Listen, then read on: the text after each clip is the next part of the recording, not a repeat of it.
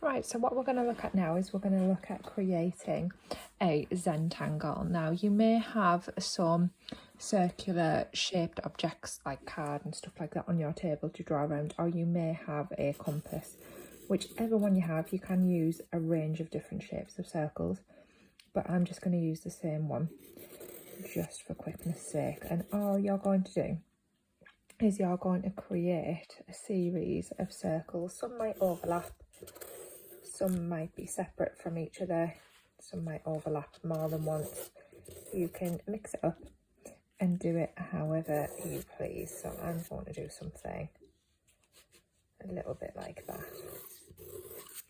Okay, and then once you've prepared your circles, you're then going to use the sheet provided on your desk of all the different patterns to build up your Zentangle image. Okay, so what I'm going to do is I'm going to start off by doing this in pencil.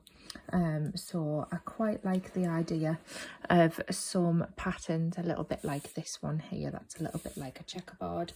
So because we're going to be using straight lines, I am going to use my ruler and try and space them evenly. So I'm actually using the little markings on my ruler there to make sure the lines are spaced evenly. So I'm trying to keep it all in the same direction and all nice and neat.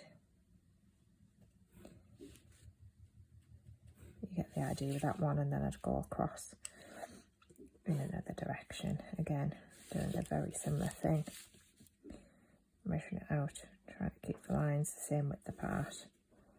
And then obviously I could then shade in my little checkerboard. Okay.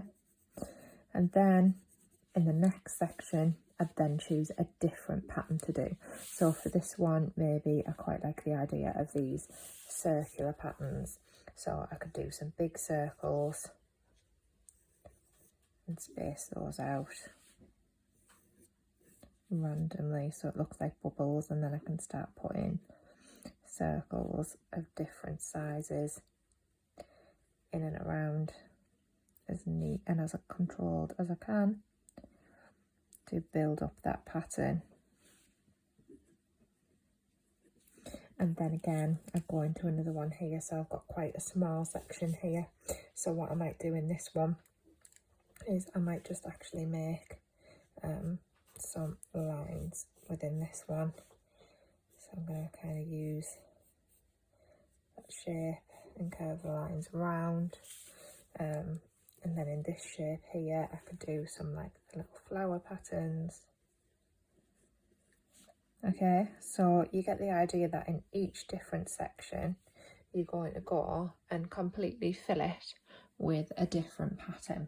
Once you've gone in and you've drawn everything out in pencil and you're happy with it, that's when you can get your ballpoint pen, your regular writing pen. I've just got an ink one that I'm working with here. And then you can start going in with your ink pen and you can start outlining your pattern in ink. You can also go around and outline each section in ink. You could use a range of different pens. Say if you had a blue pen and you had a black pen and a red pen, you could use those and introduce some different colours in it. I'm just going to stick to black because I think it looks quite nice and quite striking. But then you'd go over and you'd be very careful and very detailed and start adding in all your patterns back on top with the black pen. Okay, so that's enough of a demonstration from me. It's quite a simple task. You just need to go through, fill up each section, try and make it as neat and as detailed, as controlled as you can. Remember to use ruler for any straight lines. If you need compasses to draw more smaller circles and stuff like that, feel free, but do sketch out in pencil first, as it will help you to keep it neat and controlled. So now it's over to you. Off you go.